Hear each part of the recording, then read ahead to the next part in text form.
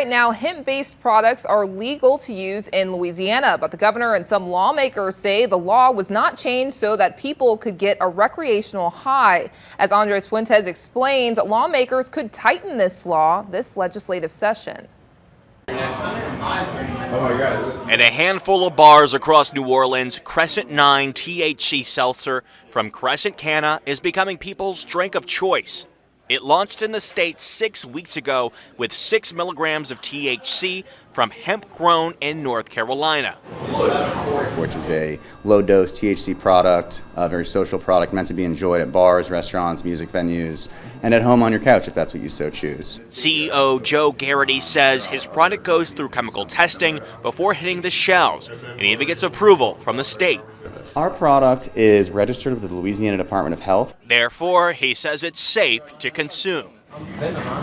This benefits not only the state, but small business owners, those employed by the industry, and the consumer. Now, THC products like the seltzer have been gaining a lot of popularity throughout Louisiana ever since a 2022 law was passed, essentially allowing the adult consumption of hemp-based products. Now, Governor John Bel Edwards says that he wants to see more control over what's being sold over the counter. In an article from the Louisiana Illuminator, last year's THC law may have inadvertently legalized recreational THC products that create a high for users. Now, Governor Edwards and other lawmakers meet regularly to discuss how to tighten the THC market. Edwards says, quote, "You're going to see more enforcement, but you're also going to see clarification of what the law is." Kevin Caldwell with the Marijuana Policy Project says he's concerned about what that could mean for the 2,500 retailers currently selling those products across the state.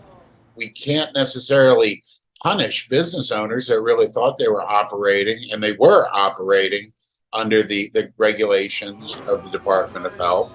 And there's been question as to whether or not they are going to take those products off the shelf. While there hasn't been any concrete plans from state lawmakers on what to do with the THC program, Caldwell says more action from state agencies could make the market safer, thus minimizing concerns. I would like to see the ATC making sure that stores are selling products that are approved by the Louisiana Department of Health, and make sure, and once again, have consequences for bad actors. But if lawmakers do away with THC products, Garrity is worried about what that means for the industry as a whole. If Louisiana does not want to get behind it, they will sacrifice jobs, they'll sacrifice small businesses, and they will sacrifice the benefits to the consumer of having affordable and safe hemp products on the market. Now, the DEA has ruled both synthetic Delta 8 and synthetic Delta 9 THC as controlled substances and thus will not be considered hemp products for federal regulation purposes. Both THC products could be found in many hemp-based edibles throughout the state.